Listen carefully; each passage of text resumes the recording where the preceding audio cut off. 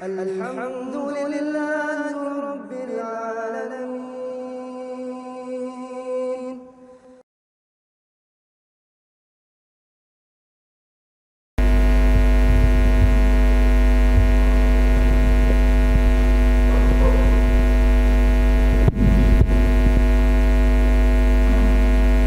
بسم الله الرحمن الرحيم. السلام عليكم ورحمة الله وبركاته. الحمد لله حق حمده، الحمد لله حمدا كثيرا طيبا مباركا فيه كما ينبغي لجلال وجهه وعظيم سلطانه. نحمده سبحانه وتعالى على ما من علينا من نعم كثيرة، ونصلي ونسلم على من بعثه الله رحمة للعالمين بشيرا ونذيرا.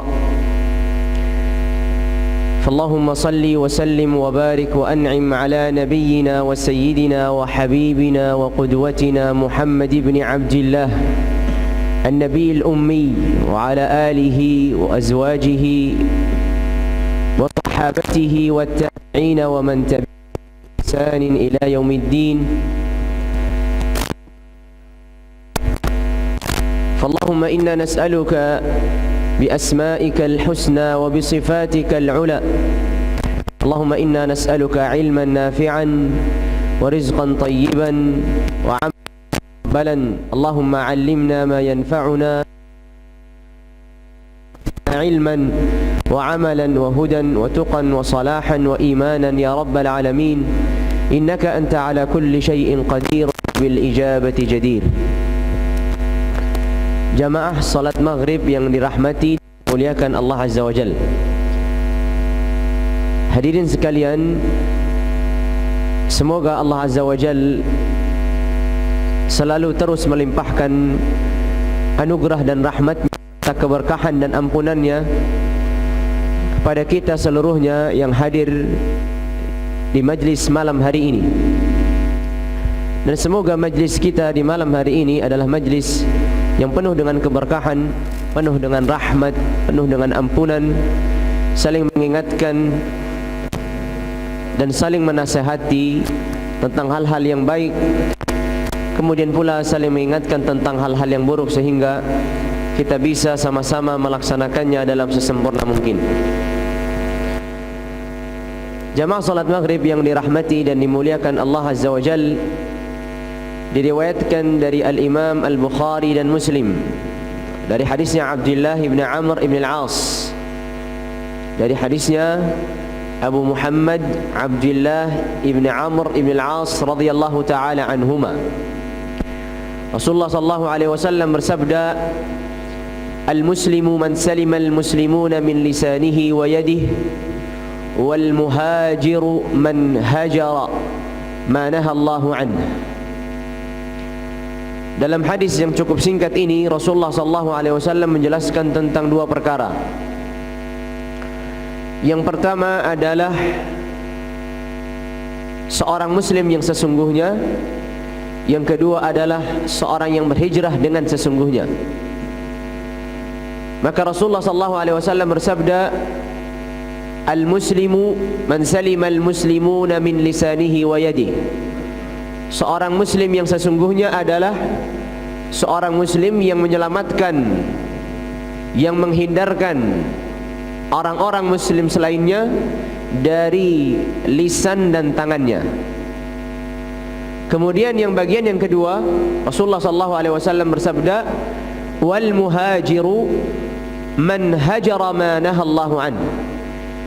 Dan seorang yang berhijrah yang sempurna hijrahnya adalah seorang yang meninggalkan apa-apa yang dilarang oleh Allah Azza wa Jal. Apa-apa yang dilarang oleh Allah Azza wa Jal. Pada kesempatan malam hari ini kita akan berbicara bagian yang kedua dari hadis ini.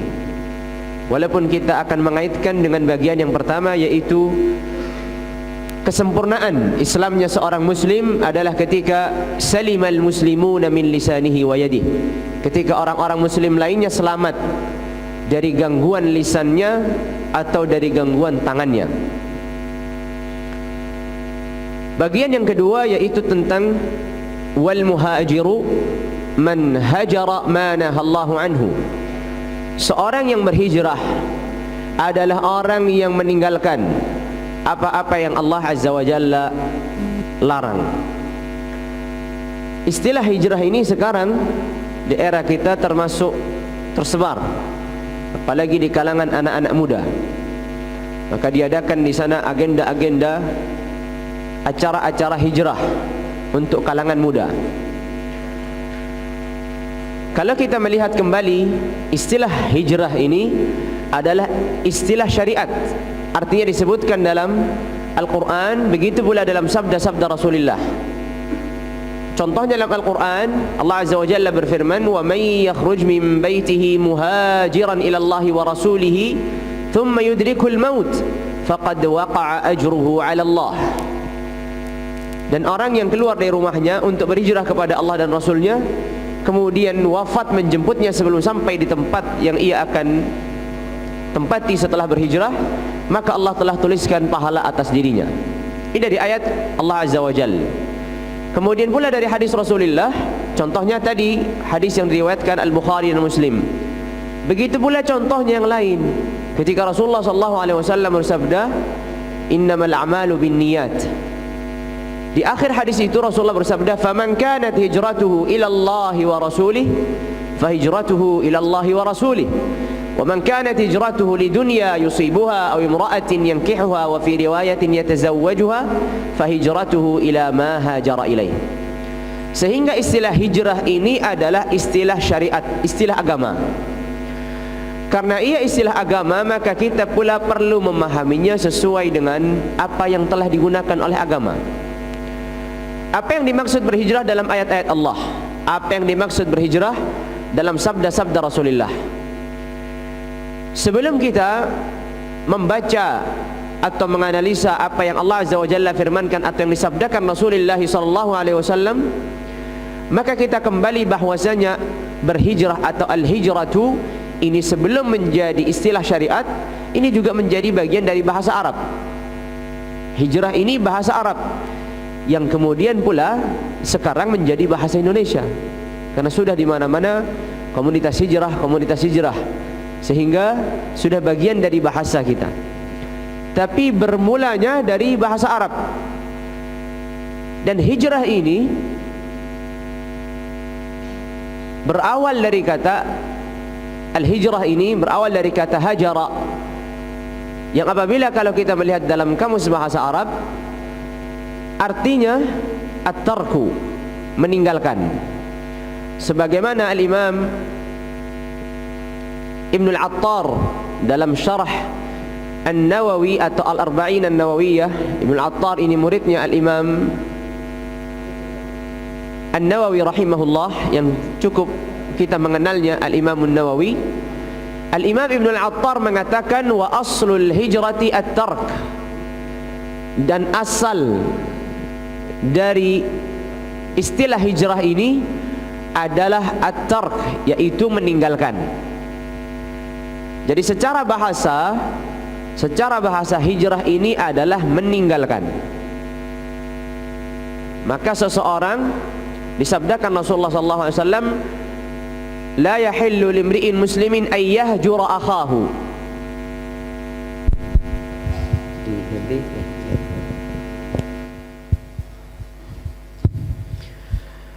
Maka kembali lagi Al-Imam Ibn al-Attar rahimahullahu rahmatan wasi'ah mengatakan, wa aslul hijrati at-tark, dan asal dari kalimat hijrah itu adalah at-tark, yang artinya meninggalkan.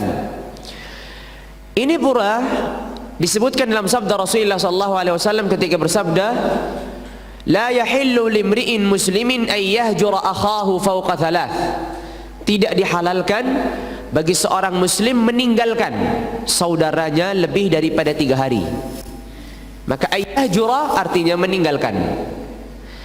Maka asal hijrah dalam bahasa Arab artinya at-tarku, yaitu meninggalkan. Kemudian karena ini istilah bahasa Arab yang kemudian berubah menjadi bahasa Al-Quran, begitu juga dalam bahasa hadis, maka terjadi makna yang lain. Sebagaimana kalau kita mengenal bahasa, artinya salat dalam bahasa Arab kan artinya ad-du'a atau ad-du'a'u bil khairin, mendoakan kebaikan. Itu asal kata salat dalam bahasa Arab. Tapi karena sudah digunakan dalam bahasa syariat, sebagai contoh kalau kita membaca innas salata kanat 'alal mu'minina kitaban mawquta, innas salata tanha 'anil fahsya'i wal munkar, kita tidak lagi menafsirkan salat sebagai kata bahasa Arab yang artinya mendoakan kebaikan, melainkan salat yang kita maknai dalam bahasa syariat, yaitu aqwalun wa af'alun muftatahatun bit takbiri muhtatamatun bit taslim ala syara'id atau bi syara'id makhsusah.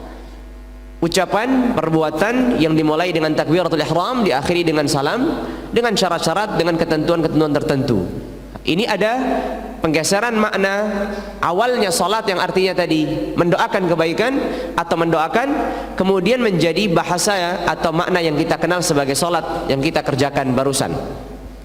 Begitu pula hijrah yang asalnya tadi adalah at-tark, yaitu meninggalkan. Maka kalau kita melihat dalam Al-Quranul Karim dan dalam hadis Rasulullah SAW, maka hijrah ini memiliki dua makna atau dua penggunaan dalam bahasa syariat. Hijrah ini memiliki dua penggunaan dalam bahasa syariat. Penggunaan yang pertama adalah penggunaan yang paling populer atau paling sering digunakan dalam bahasa Al-Quran.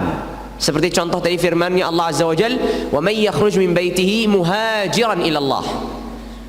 Ini bahasa Al-Quran yang sering digunakan dalam bahasa Al-Quran. Begitu pula dalam hadis Rasulullah, seperti tadi Rasulullah bersabda, "Faman kanat hijratuhu ilallah," hijrahnya kepada Allah dan Rasulnya, maka ia akan mendapatkan apa yang ia inginkan, yaitu sesuai dengan diniatkannya. Maka penggunaan yang pertama adalah al-intiqalu min baladil kufri ila baladil Islam. Perpindahan seseorang dari negara atau suatu tempat yang dimana tempat tersebut tersebarnya kekufuran kepada suatu tempat atau suatu wilayah dan negeri yang di situ ditegakkannya Islam.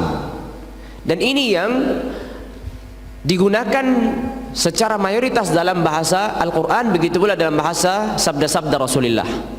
Jadi penggunaan pertama dari kata al-hijrah adalah al-intiqalu min baladil kufri ila baladil Islam.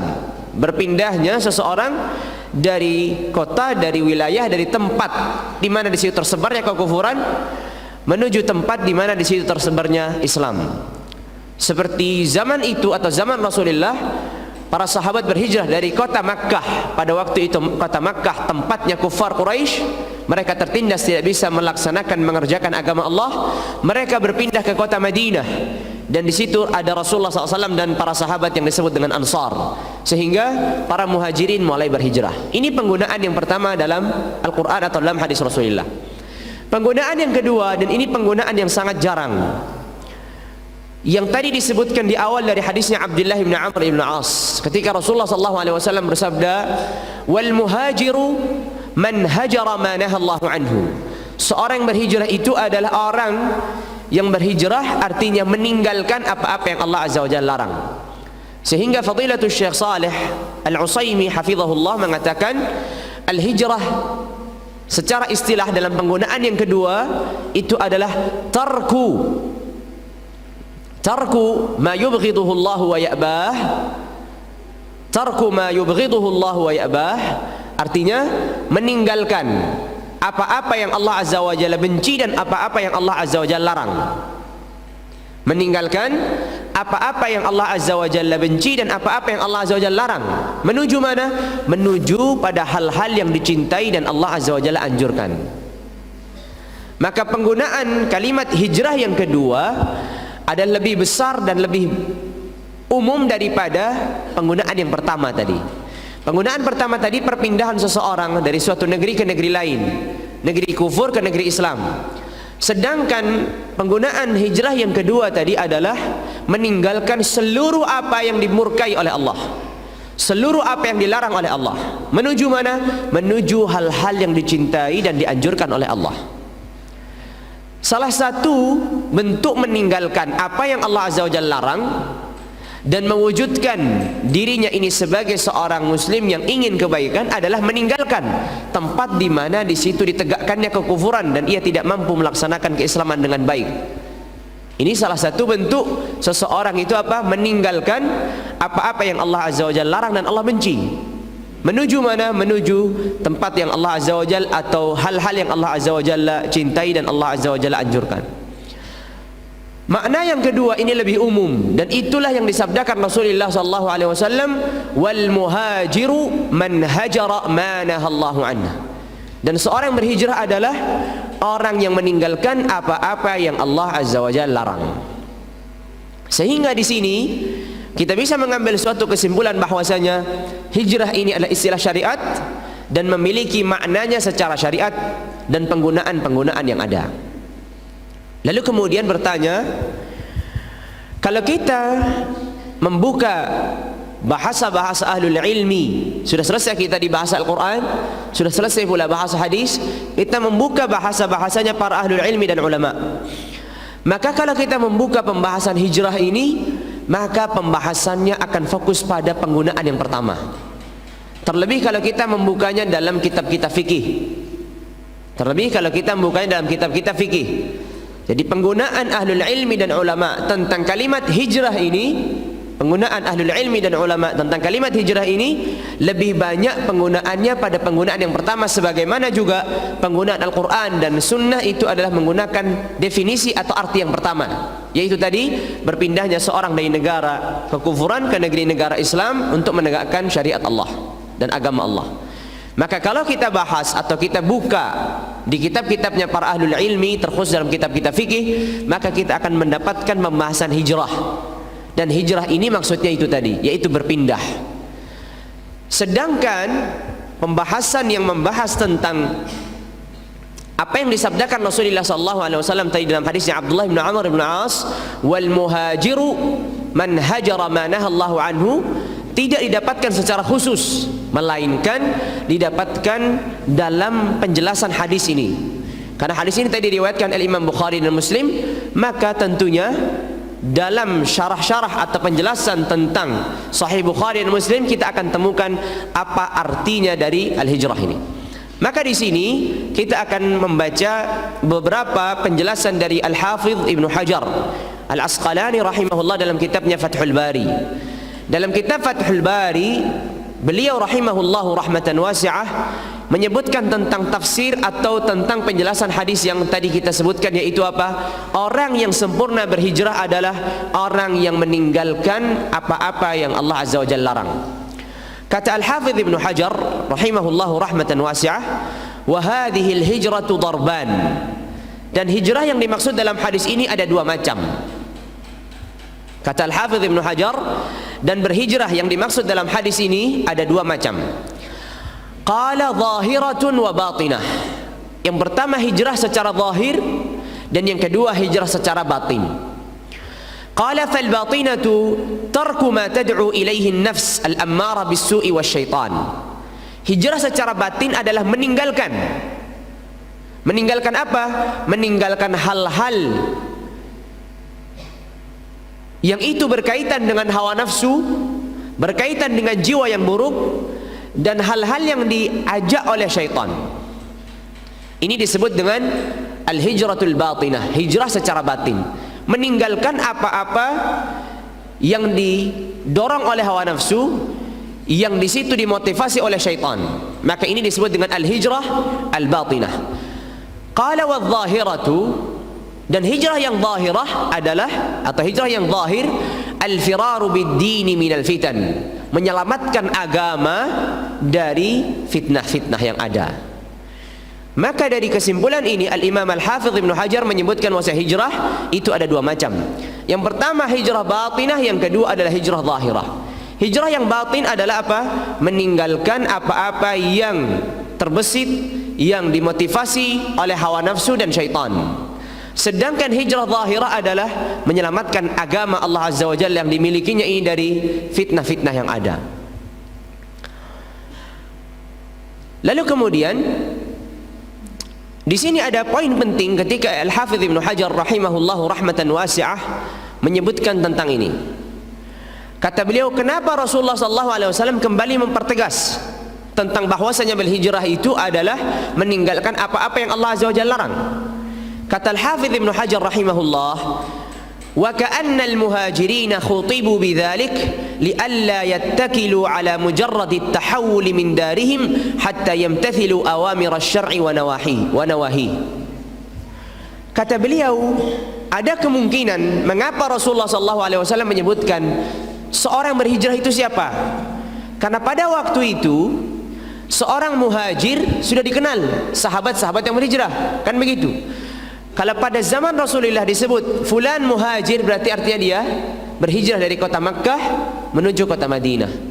Tapi mengapa Rasulullah SAW menggunakan muhajir ini dalam hal yang lain yang tidak biasa digunakan? Tadi kan yang biasa digunakan hijrah itu apa? Berpindahnya seseorang dari negeri kufur ke negeri Islam. Dan itu sudah dilakukan oleh para sahabat, Abu Bakar, Umar, Uthman, Ali, dan semuanya sahabat muhajirin. Mereka pindah dari Mekah ke mana? Ke kota Madinah. Mengapa Rasulullah menyebutkan definisi atau penggunaan yang lain? Inilah Ibnu Hajar rahimahullah berusaha untuk menjawab pertanyaan ini. Maka kata Al-Hafidz Ibnu Hajar, wa ka'annal muhajirin, seakan-akan para muhajirin, yaitu para sahabat Rasul yang berhijrah ini, khutibu, mereka ditujukan khitab ini atau ucapan Rasul atau sabda ini kepada mereka untuk apa? Li'alla yattakilu ala mujarradit tahawul min darihim, agar mereka tidak bersandar, agar mereka tidak mencukupkan diri dengan cukupnya mereka berpindah dari negeri mereka. Makanya kan berhijrah, judulnya temanya tadi kan, hijrah bukan hanya sebatas berpindah. Kan judul temanya begitu. Maka Al-Hafidz Ibnu Hajar mengatakan, mengapa atau menjawab pertanyaan mengapa Rasulullah SAW menggunakan definisi atau arti hijrah ini berbeda dengan arti yang biasa kita kenal. Yang biasa kita kenal berhijrah itu ya pindah dari suatu negeri ke negeri lain, dari negeri kufur ke negeri Islam. Tapi mengapa Rasulullah di sini menggunakan hal yang lain, yaitu apa? Meninggalkannya seseorang apa-apa yang dilarang oleh Allah. Pertanyaannya, bukankah para muhajirin itu sudah melaksanakan berhijrah, yaitu meninggalkan dari negeri kekufuran yaitu waktu itu Makkah ke negeri Islam yaitu Madinah? Jawabannya tentu mereka sudah melaksanakan itu.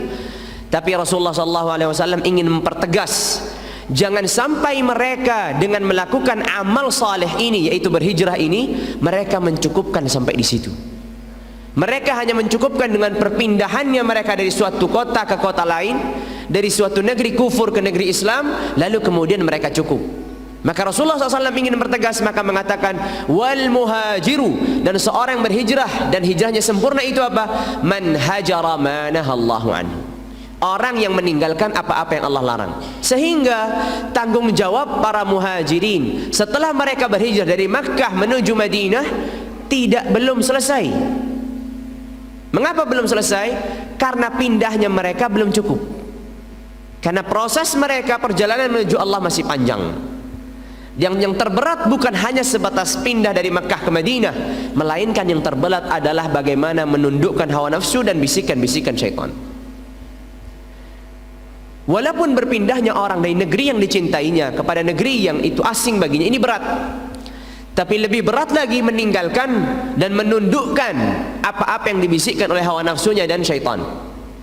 Sedangkan Allah Azza wa Jalla berfirman, innan nafsa la ammaratun bisu, sesungguhnya jiwa ini ammaratun bisu, selalu memerintahkan manusia kepada perkara-perkara yang buruk. Maka tugas hijrah yang kedua ini lebih berat daripada hijrah yang pertama. Hijrah yang pertama tadi berpindah. Namanya orang berpindah, dia perlu adaptasi. Perlu 1 tahun, 2 tahun, 3 tahun, kemudian hari dia sudah seakan-akan menjadi penduduk negeri tersebut. Tapi orang yang menundukkan hawa nafsunya, syahwatnya, dan bisikan-bisikan syaitan, ini perlu perjuangan sampai Allah wafatkan dirinya. Orang yang meninggalkan, mengabaikan bisikan syaitan, menundukkan syahwat dan jiwanya, tidak membutuhkan waktu 1 tahun, 2 tahun, 4 tahun. Ia akan butuhkan waktu yang panjang, bahkan sampai ia wafat. Kalau orang berpindah tadi dari suatu negeri ke negeri yang lain, ia mungkin butuh adaptasi. tapi adaptasi itu akan berjalan beberapa tahun. Setelah itu dia akan menjadi penduduk negeri itu. Sebagaimana Rasulullah SAW dan para sahabat, mereka melakukan adaptasi yang cukup lumayan lama. Karena kota Madinah berbeda cuacanya, berbeda iklimnya dengan kota Makkah, sehingga mereka sakit, mereka adaptasi cuaca dan seterusnya. Tapi setelah mereka tinggal bertahun-tahun, mereka sudah menjadi bagian dari negeri itu. Tapi untuk menundukkan syahwat, untuk mengabaikan bisikan-bisikan syaitan, ini perlu perjuangan sampai seseorang itu diwafatkan oleh Allah. Makanya kata Rasulullah, wal muhajiru, artinya seorang yang sempurna hijrahnya adalah man hajara ma nahallahu anhu, orang yang meninggalkan apa yang Allah Azza wa Jalla larang. Sehingga sekarang banyak sekali orang, dan ini suatu yang positif, anak-anak muda berbondong-bondong berhijrah dari berbagai macam kalangan. Mereka memiliki semangat beragama, mereka sadar dengan kesalahan yang dilakukan yang lalu, kemudian mereka sudah mulai berubah dengan berbagai macam perubahan, mengikuti kajian, mengikuti taklim dan seterusnya. Hal poin yang paling penting, ketika seseorang sudah berpindah dari suatu komunitas perkumpulan, dari suatu wilayah, dari suatu daerah, secara otomatis dia akan berpindah. Komunitasnya dulu yang selalu berkaitan dengan hal-hal yang diharamkan Allah, dia akan berpindah kepada orang-orang yang cenderung lebih dekat dengan Allah, cenderung lebih menjaga agamanya dan seterusnya. Hal yang paling diperhatikan adalah bahwasanya dengan bertambahnya ilmu, karena namanya orang berhijrah itu akan bertambah ilmu, bahwasanya bertambahnya ilmu ini perlu digarisbawahi besar.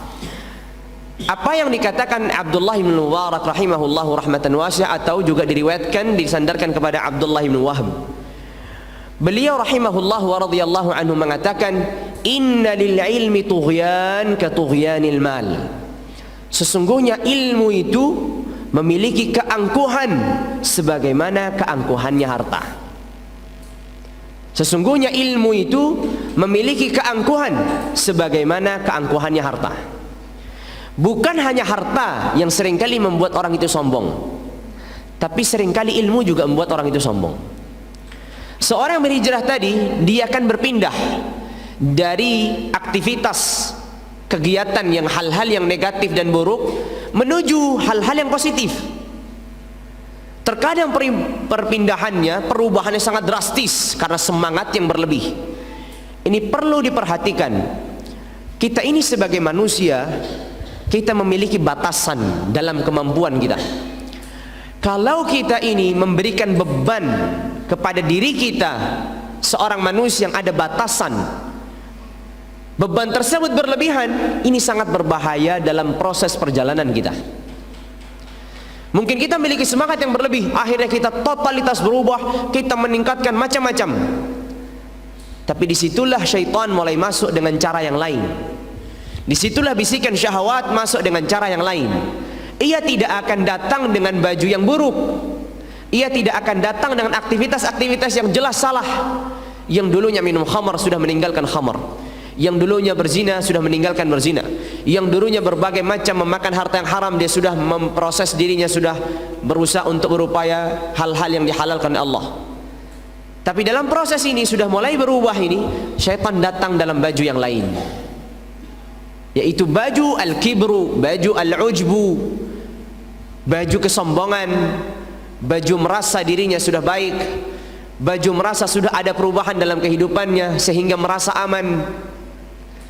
Makanya apa yang dikatakan Abdullah bin Mubarak atau disandarkan pula kepada Abdullah bin Wahab ini perlu digarisbawahi dengan garis yang besar. Mereka keduanya mengatakan, inna lil ilmi tughyanun ka tughyanil mal. Sesungguhnya ilmu itu memiliki keangkuhan sebagaimana keangkuhannya harta. Bukan hanya harta yang merubah seseorang itu menjadi sombong, tapi ilmu juga seringkali berubah seseorang menjadi sombong. Mudahnya saja dalam kehidupan kita, biasanya kalau seseorang sedang masuk dalam komunitas misalkan bela diri, ketika di awal sudah mulai belajar bela diri 1-2 kali jurus, dia seakan-akan sudah menguasai segalanya. Maka dia tantang ini, tantang itu. Kan begitu? Karena bertambahnya ilmu. Sebelumnya dia buta tentang bela diri ini. Ketika masuk, sudah mulai belajar 1, 2, 3 jurus, dia sudah berani untuk menantang ini dan itu. Padahal apa yang dikuasainya baru sedikit. Inilah kita katakan tadi, innalil ilmi tughyanun ka tughyanil mal. Kalau itu ilmu-ilmu yang berkaitan dengan dunia, maka ilmu-ilmu yang berkaitan dengan akhirat juga demikian. Ilmu-ilmu yang berkaitan dengan akhirat juga demikian. Seringkali orang yang bertambah ilmunya ini karena dia wawasannya luas, maka dia dengan mudah mampu memberikan alasan yang mudah untuk dirinya sendiri. Makanya banyak pintu celah. Karena dia faham tentang ilmu agama, sehingga apa? Ada celah di sini, ada celah di sini, ada celah di sini. Ketika melakukan salah, oh akan ada uzurnya. Ketika melakukan ini, bisa ditutupi dengan ini. Dan itu semua adalah tabrir, pembenaran. Bukan penyesalan, tapi pembenaran. Dia melakukan kesalahan, bukan disesalinya, bukan dia meminta maaf pada Allah, justru dia mencari pembenaran. Disinilah masuknya innalil ilmi tughyan ka tughyanil mal. Sesungguhnya ilmu itu memiliki keangkuhan sebagaimana keangkuhannya harta. Maka kembali lagi kita mengingatkan bahwasanya orang berhijrah kepada Allah ini proses dalam perjalanan menuju Allah, dan proses ini akan berproses sangat panjang.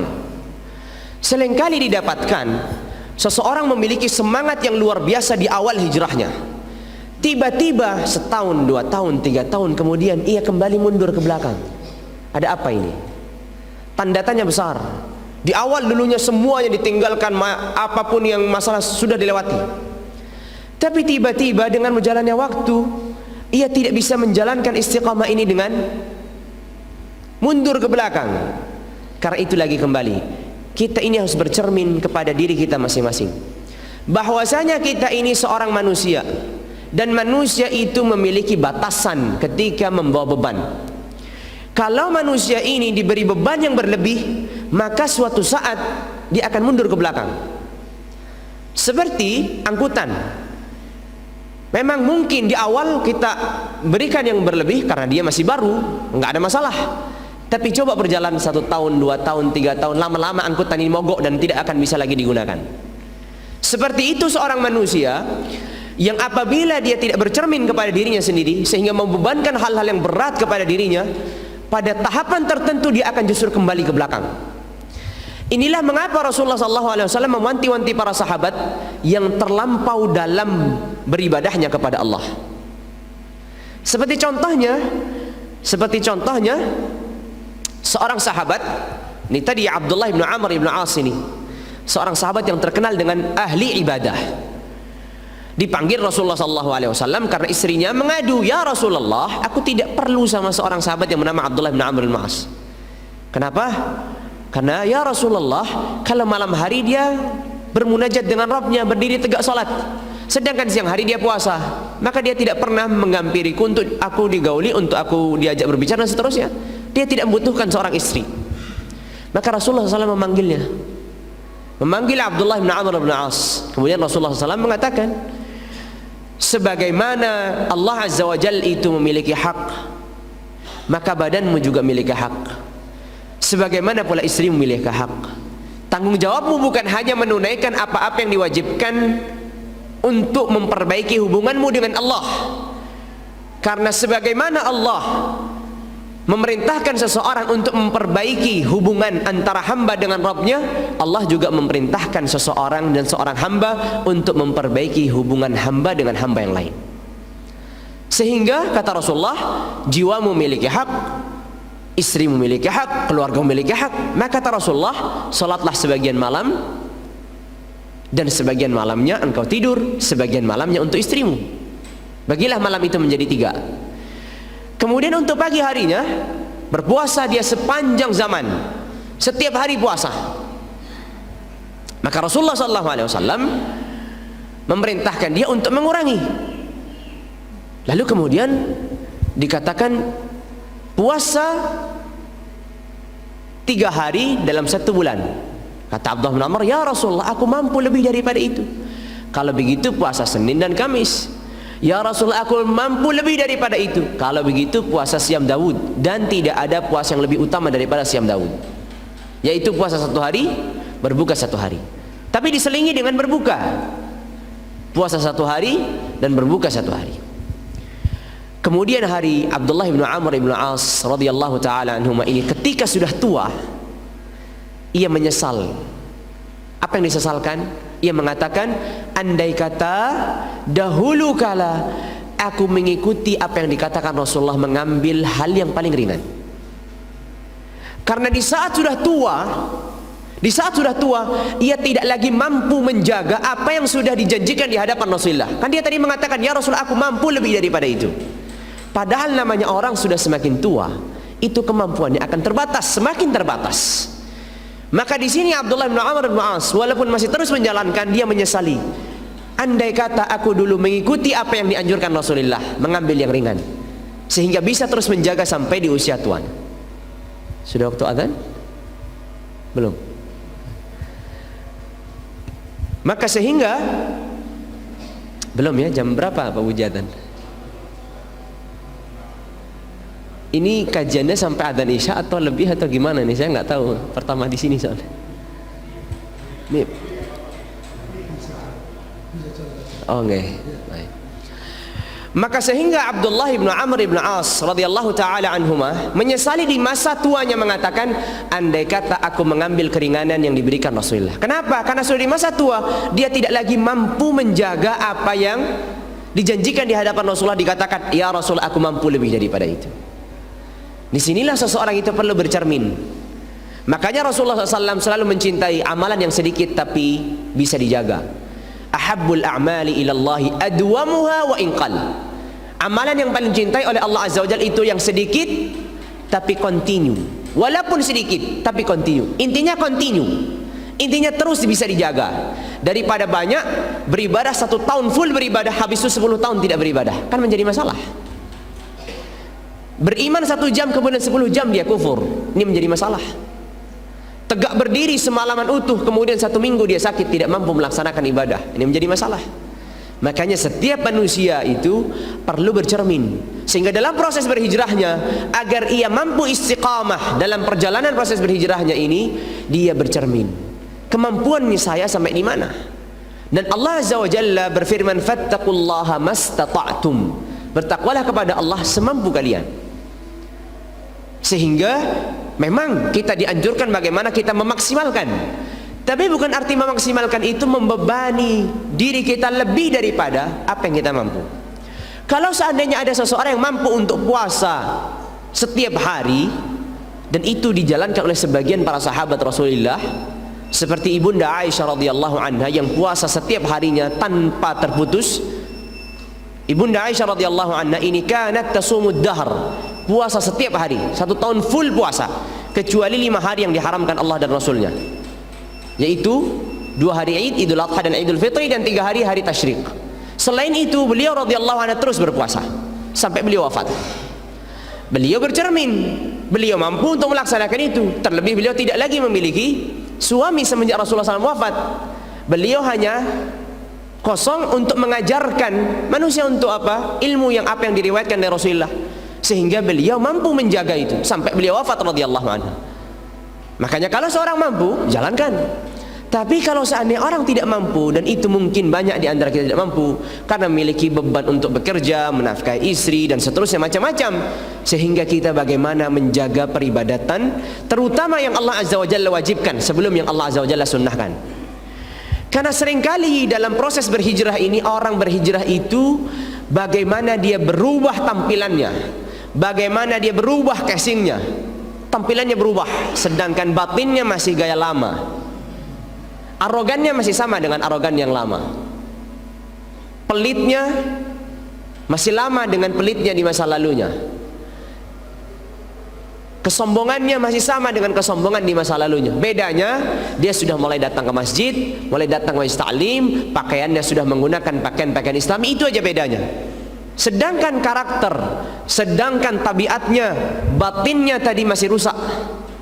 Makanya apa yang dikatakan Ibnu Hajar tadi perlu sekali dipertimbangkan, bahwa hijrah itu bukan hanya hijrah yang zahir saja, melainkan boleh ada hijrah yang batin. Jangan sampai kita orang yang menghiasi luar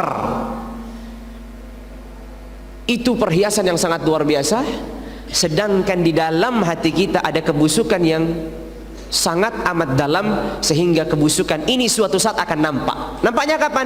Proses berhijrah akan membuktikan suatu saat. Maka kan ada kasus-kasus beberapa orang semangat berhijrah luar biasa, tiba-tiba dia tidak kuat dalam melakukan ini. Kenapa? Karena tadi semuanya itu butuh proses, semuanya itu perlu bertahap. Tidak bisa seseorang itu langsung totalitas bla bla macam-macam, kemudian setelah totalitas ini sehari, 2 hari, 1 tahun, 2 tahun, akhirnya dia kembali ke masa lalunya dan dia meninggalkan apa yang sudah dijalaninya pada jalan yang benar. Dan yang paling berbahaya adalah orang setelah mendapatkan hidayah Allah itu kembali ke belakang. Untuk mendapatkan hidayah yang kedua kali ini lebih susah ketimbang daripada ia belum mendapatkan hidayah sama sekali. Orang yang dibukakan pintu kebaikan untuk pertama kalinya, ini sangat luar biasa anugerah oleh Allah Azza wa Jalla berikan kepada dirinya. Tapi kalau pintu ini kemudian tertutup kembali, sangat susah untuk membukanya ulang. Seperti orang tadi berhijrah ini, sudah berjalan proses berhijrah, tiba-tiba karena dia tidak mampu menahan beban yang tadi dia tidak bercermin kepada dirinya, akhirnya dia kembali ke belakang dan sangat susah untuk terbuka kedua kali pintu hijrah ini atau pintu-pintu kebaikan ini. Sehingga ini perlu kita pertimbangkan. Nah, azan dulu. Bismillah, kita lanjutkan kembali. Kembali lagi kita menegaskan apa yang disabdakan Rasulullah sallallahu alaihi wasallam, wal muhajiru man hajara ma nahallahu anhu. Seorang yang sempurna hijrahnya adalah orang yang meninggalkan apa-apa yang Allah Azza wa Jalla larang. Kemudian yang perlu pula sangat diperhatikan dalam proses seseorang itu berpindah dari aktivitas buruk menuju aktivitas yang baik, dari kemaksiatan menuju ketaatan, dari yang negatif menuju yang positif, adalah ia memulai dengan proses dan tahapan tadi. Kemudian ketika ia sudah memulai dengan tahapan dan proses tadi, maka ia memulainya dengan hal-hal yang paling penting dalam syariat ini. Maka yang paling penting adalah kewajiban-kewajiban dan yang diharamkan oleh Allah. Maka bagaimana solat 5 waktunya sebelum solat malamnya?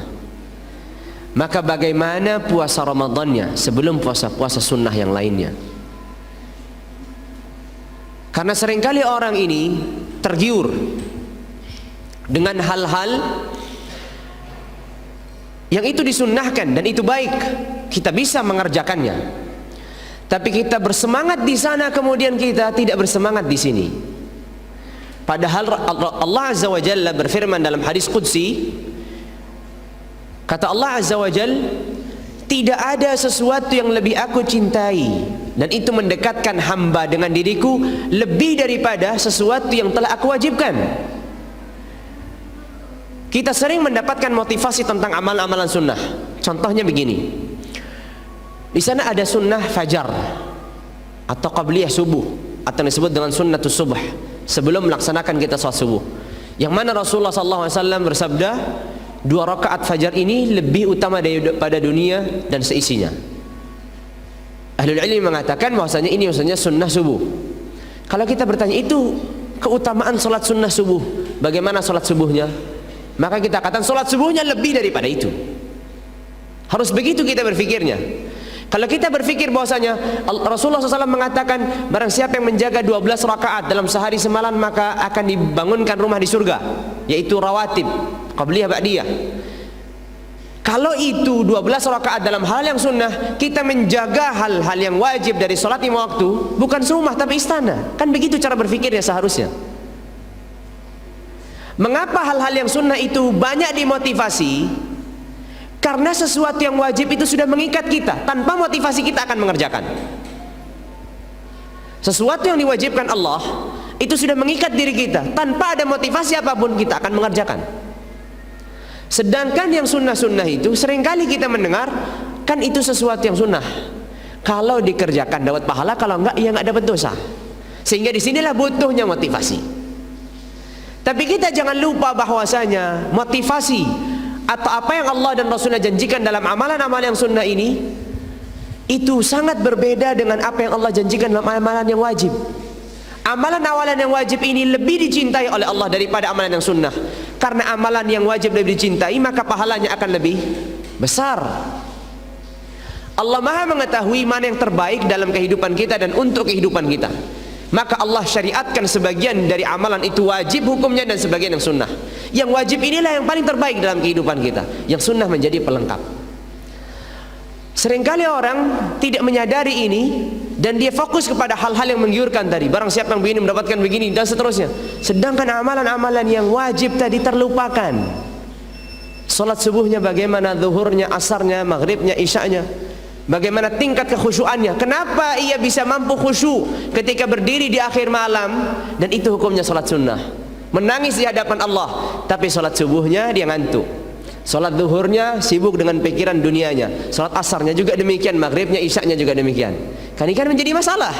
Seharusnya yang lebih kita jaga yang mana? Yang wajib. Datang yang sunnah itu untuk menyempurnakan apa yang Allah Azza wa Jalla wajibkan. Maka dalam proses berhijrah kepada Allah, jangan kita tertipu dengan hal-hal yang bentuknya banyak motivasi. Naam, kita memaksimalkan bagaimana kita mengerjakan.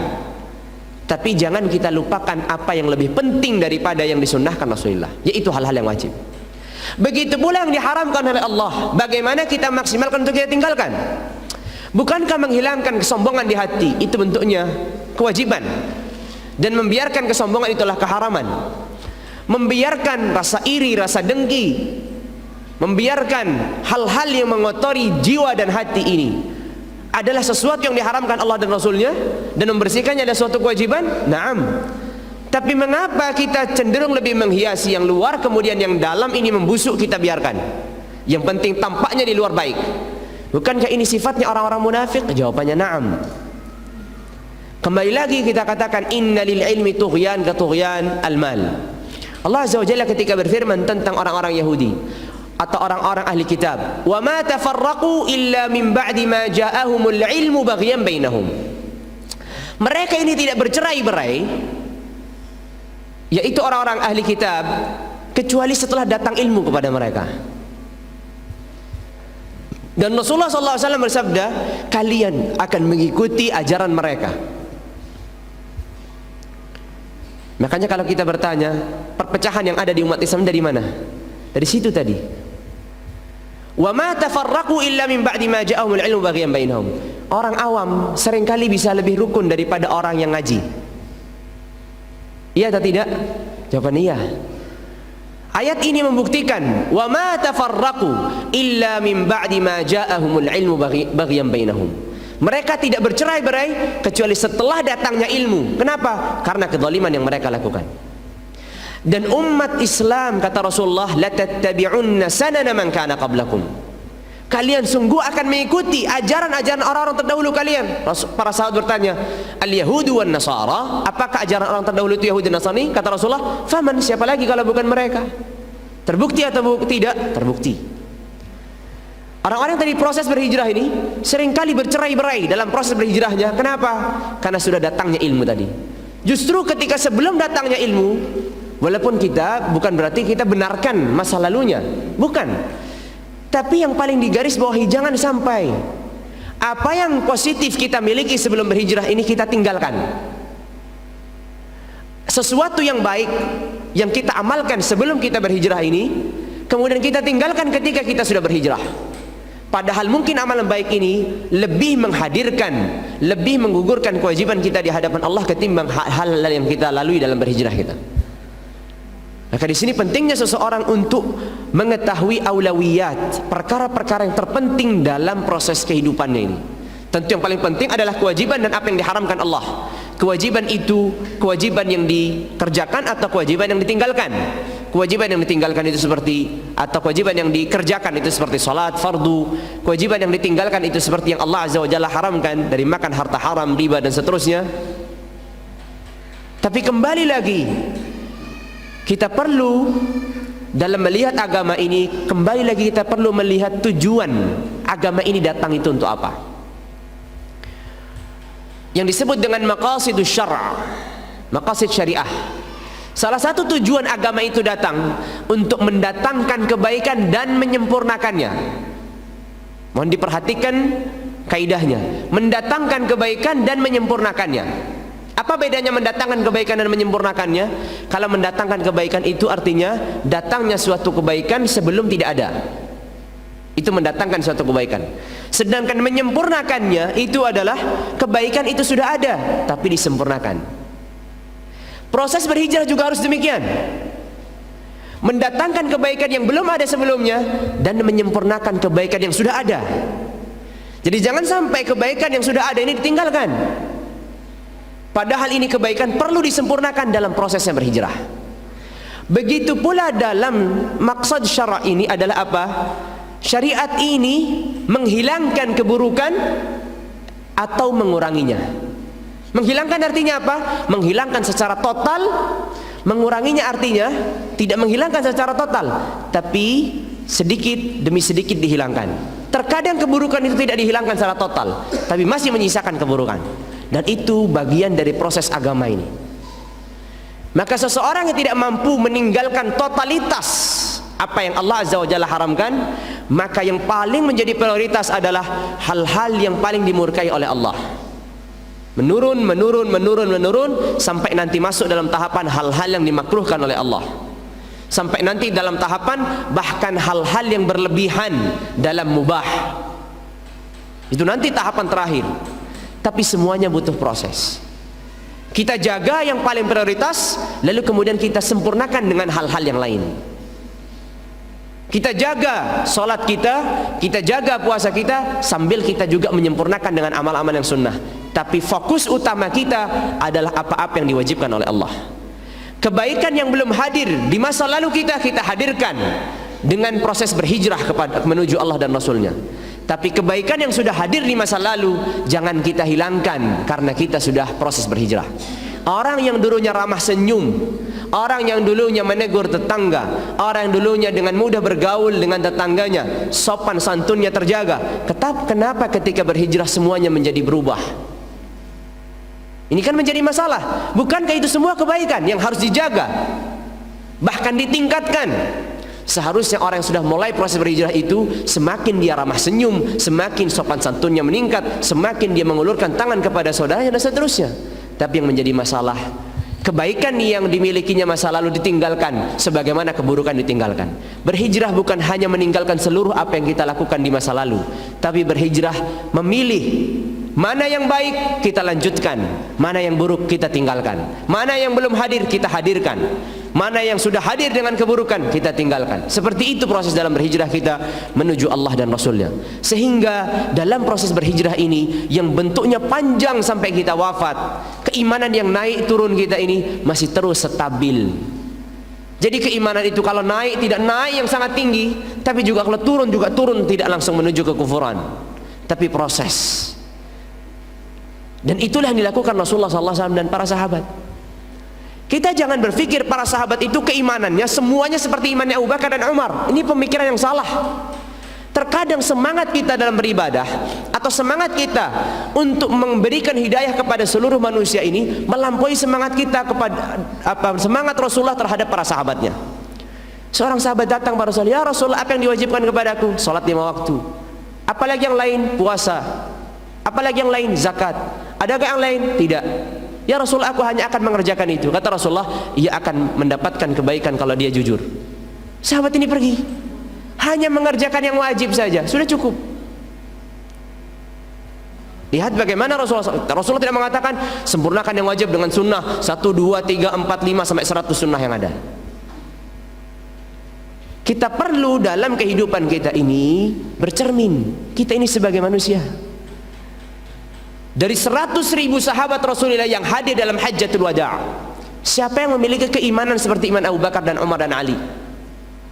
Kalau kita melihat berapa panglima para sahabat, berapa orang-orang yang berkorban yang terkenal itu, kita akan bisa hitung jumlah para sahabat ketika hadir di Hajjatul Wada' 100.000. Mana yang 100.000 ini? Di mana mereka? Makanya proses berhijrah ini butuh proses yang cukup panjang, dan keimanan yang naik turun ini harus kita pertimbangkan. Dan kita tidak mudah mengharamkan apa yang Allah telah halalkan demi menjaga agar kita ini terjaga agama kita. Kita tidak boleh memiliki semangat lebih daripada agama itu menerapkan semangatnya di dalam diri kita. Ini berbahaya.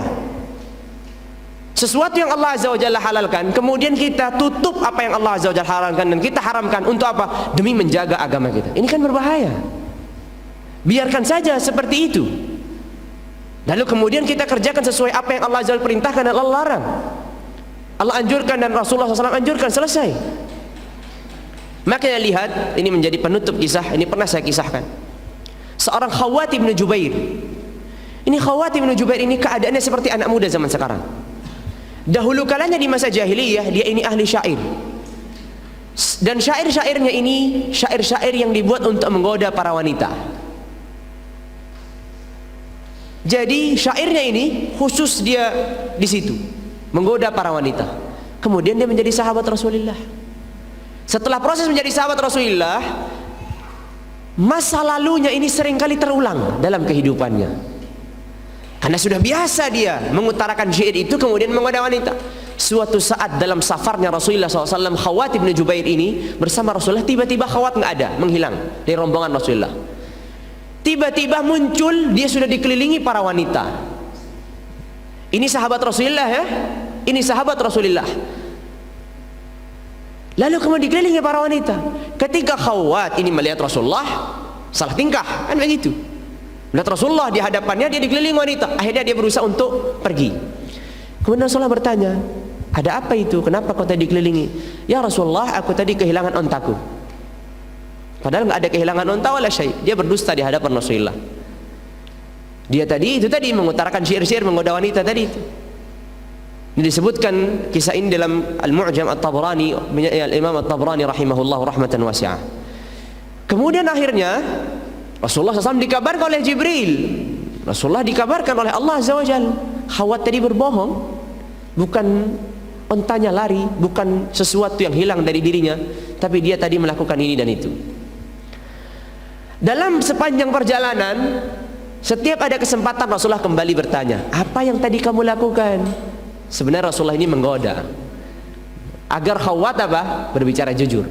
Tapi Khawwat kembali mengatakan, ya Rasulullah, tadi ada sesuatu yang hilang, ontaku hilang atau barangku hilang.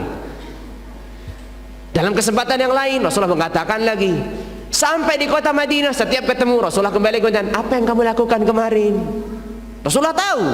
Rasulullah tidak menegur, kamu berdusta, kamu bla bla bla bla macam-macam. Rasulullah SAW tidak melakukan itu semua. Sampai pada akhirnya Khawwat meninggalkan berjamaah bersama Rasulullah. Kenapa? Karena Khawwat malu. Khawwat sudah mulai tahu, sudah firasat, dia merasakan seakan-akan Rasulullah sudah tahu nampaknya. Masa setiap kali ketemu bertanyanya pertanyaan yang sama? Akhirnya Khawwat meninggalkan berjamaah bersama Rasulullah. Yang terjadi apa? Dia mencuri-curi waktu di saat masjid itu kosong, tidak Rasulullah, lalu kemudian dia sholat. Suatu saat ia melihat masjid itu kosong, maka dia menyelinap masuk dalam masjid sholat. Baru sebentar sholat Rasulullah masuk. Sudah lama Khawwat tidak menghadiri berjamaah bersama Rasulullah. Rasulullah mencarinya. Dia sedang sholat, Rasulullah masuk. Akhirnya apa yang dilakukan Khawwat? Khawwat memanjangkan sholatnya. Berharap apa? Rasulullah pergi. Dipanjangkan. Rasulullah tahu kalau Khawwat melakukan itu demi Rasulullah. Kata Rasulullah, dan Khawwat sedang sholat, ya Khawwat, lanjutkan sholatmu, karena saya juga akan melanjutkan duduk saya di sini. Akhirnya mau nggak mau ngalah dia. Selesai salam, kemudian dia menghadap kepada Rasulullah. Kemudian Rasulullah kembali lagi bertanya, ya Khawwat, apa yang kamu lakukan pada waktu itu? Lalu kemudian, ya Rasulullah, maafkan aku karena aku berdusta, aku yang melakukan ini dan itu. Apakah Rasulullah SAW kemudian dia marah, murka? Selama ini kamu tidak mengaku jujur, saya sudah ingatkan, saya sudah sindir, sudah bla bla bla, malah meninggalkan jamaah, bla bla bla. Rasulullah SAW tidak melakukan itu semua. Justru Rasulullah SAW tersenyum dan mengatakan, rahimakallahu ya Khawwat, rahimakallahu ya Khawwat, rahimakallahu ya Khawwat. Semoga Allah merahmatimu ya Khawwat, semoga Allah merahmatimu ya Khawwat, semoga Allah merahmatimu ya Khawwat.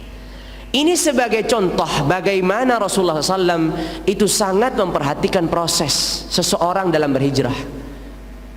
Tidak mudah bagi seseorang untuk melakukan proses ini. Kisah yang terakhir, tadi saya katakan kisah ini yang terakhir, tapi yang terakhir karena banyak kisah. Baik. Al-Abbas ibn Abdul Muttalib radhiyallahu taala anhuma. Al-Abbas ini tabiatnya dia mencintai harta. Karena Quraisy itu berdagang, namanya seorang berdagang itu apa? Pasti yang dipikirkan adalah bagaimana dia mengumpulkan harta sebanyak mungkin, kan begitu. Maka Al-Abbas bin Abdul Muttalib ini suatu peristiwa, yaitu dalam peperangan Badar, tertawan. Karena untuk menebus dirinya, maka dia harus mengeluarkan hartanya, dan dia rugi banyak. Padahal dia mengaku, "Ya Rasulullah, aku sudah Islam." Kata Rasulullah, "Siapa yang tahu? Kamu kan ada di barisan kafir Quraisy. Maka kamu sudah tawan sekarang." Akhirnya dia menebus. Lalu kemudian setelah Abbas masuk Islam, di zaman di kota Madinah, Rasulullah menjanjikan suatu harta. Kata Rasulullah, kalau nanti datang suatu harta di negeri Bahrain, negeri Bahrain ini bukan Bahrain yang kita kenal sekarang. Maksudnya negara-negara yang ada di pinggiran Teluk Arab. Nanti kalau ada datang harta dari sana, datanglah kepadaku dan minta bagianmu. Maka kemudian Abbas ini datang ke hadapan Rasulullah ketika datangnya harta tersebut. Harta itu sangat bertumpuk di penghujung masjid, di akhir masjid. Emas-emasan, berlian, macam-macam bertumpuk di akhir masjid. Kemudian Al-Abbas mengatakan, "Ya Rasulullah, aku minta jatahku." Kata Abbas, "Ambil sesukamu." Kemudian dibentangkan imamahnya. Ya, dibentangkan imamahnya. Diisi sampai penuh. Saking penuhnya, Al-Abbas ini nggak bisa mengangkat. Lalu kemudian dia mengatakan, "Ya Rasulullah, bantu aku." Kata Rasulullah, "Enggak, ambil. Silahkan, kalau kamu ambil." Kemudian, "Ya Rasulullah, bantu saja biar dia itu naik, bisa aku bawa." Kata Rasulullah, "Enggak, ambil saja." Akhirnya Al-Abbas ini terus mengurangi sampai akhirnya dia bisa membawa. Apakah Rasulullah SAW melarangnya? Apakah Rasulullah mengatakan, "Masa seorang mukmin tamak?" Nah, enggak, Rasulullah tidak mengatakan demikian. Justru Rasulullah SAW hanya tersenyum ketika melihat apa yang dilakukan Abbas dan membiarkan dia pergi. Ini sebagai contoh bagaimana seseorang itu perlu menghormati suatu proses. Apalagi orang yang sudah bergelut dengan masa lalunya yang cukup suram, sehingga untuk menuju perubahan dia perlu proses yang cukup panjang sampai diwafatkan oleh Allah Azza wa Jal, karena firman Allah Azza wa Jal, "Wa'bud rabbaka hatta ya'tiyakal yaqin," dan menyembahlah kepada Tuhanmu sampai datangnya kematian. Semoga apa yang saya sampaikan pada kesempatan malam hari ini bermanfaat dan menjadi pelajaran bagi kita seluruhnya dalam proses kita mendekatkan diri kepada Allah, karena hakikatnya kita semua dalam proses menuju berhijrah menuju Allah Azza wa Jal dengan keimanan yang pas-pasan dan naik selalu, dan naik dan turun. Maka semoga apa yang saya sampaikan pada kesempatan malam hari ini bermanfaat. Semoga itu saja. Sampaknya sudah agak malam karena sholat isya. Ya, kalau ada pertanyaan nanti sendiri aja. Tapi begitu aja Pak Puji ya. Atau gimana? Langsung? Oh enggak. Langsung berarti kita tutup dengan kafaratul majlis. Subhanakallahumma wa bihamdika asyhadu an la ilaha illa anta astaghfiruka wa atubu ilaik. Wassalamu alaikum warahmatullahi wabarakatuh.